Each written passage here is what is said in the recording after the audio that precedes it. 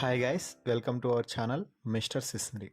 Big boss Telugu season 9 అనుక్షణం ఆసక్తిని రేకెత్తిస్తూ ముందుకు సాగుతుంది.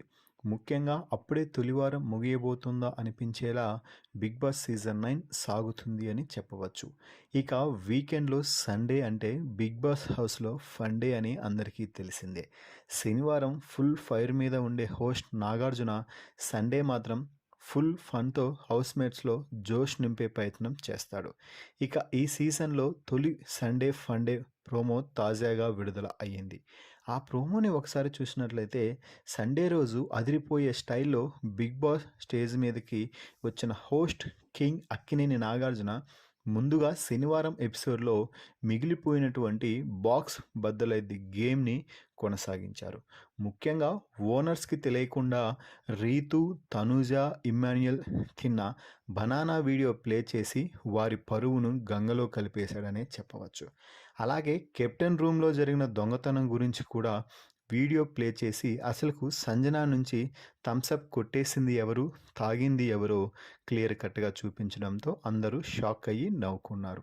ఇక ఆ తర్వాత ఫండే మూడ్లోకి వచ్చేసి హౌస్మేట్స్ని టీమ్స్గా విభజించి సాంగ్స్ గెస్ చేసే టాస్క్ని అయితే పెట్టడం జరిగింది.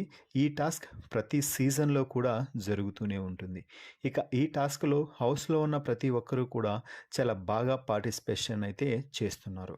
ఇక ఇదిలా కొనసాగుతుండగానే ఒక్కొక్కరిని నామినేషన్స్ నుండి సేవ్ చేస్తూ రావడం అయితే జరిగింది. ముఖ్యంగా సుమన్ శెట్టిని నామినేషన్స్ నుండి సేవ్ చేయగానే ఆడియన్స్లో అదిరిపోయే రెస్పాన్స్ వచ్చింది. దీనికి నాగార్జున కౌంటర్గా మాట్లాడుతూ, చూడు సుమన్, నీ నుంచి ఆడియన్స్ ఏం కోరుకుంటున్నారో అర్థమైంది కదా అంటే, అవును సార్, ఖచ్చితంగా దాన్ని నేను నిలబెట్టుకుంటాను అంటూ సుమన్ కూడా చెప్పడం అయితే జరిగింది. అలాగే టెనెంట్స్ నుండి ఒకరిని పర్మనెంట్ ఓనర్ చేయడానికి బిగ్ బాస్ ఇచ్చిన గేమ్ కూడా చాలా ఆసక్తిగా సాగింది అని చెప్పాలి. ఇక ఈ ఫన్ మొత్తం ముగిసిన తర్వాత ప్రోమో చివర్లో నాగార్జున మాట్లాడుతూ, ఈ వీక్ ఎలిమినేట్ అయ్యింది ఎవరు అంటే అంటూ అందరిలో కొంచెం టెన్షన్ తెప్పించి ఎలిమినేషన్ అయితే ప్రకటించారు. దీంతో వెంటనే ప్యాక్ యువర్ బ్యాగ్స్ వచ్చేయంటూ చెప్తుంటే హౌస్ మొత్తం ఒక్కసారిగా సైలెంట్ అయింది. ఈ సండే ఫండే ప్రోమోపై మీ అభిప్రాయాన్ని, అలాగే భరణి పర్మనెంట్ ఓనర్గా అయ్యాడు అయితే అనిపిస్తుంది.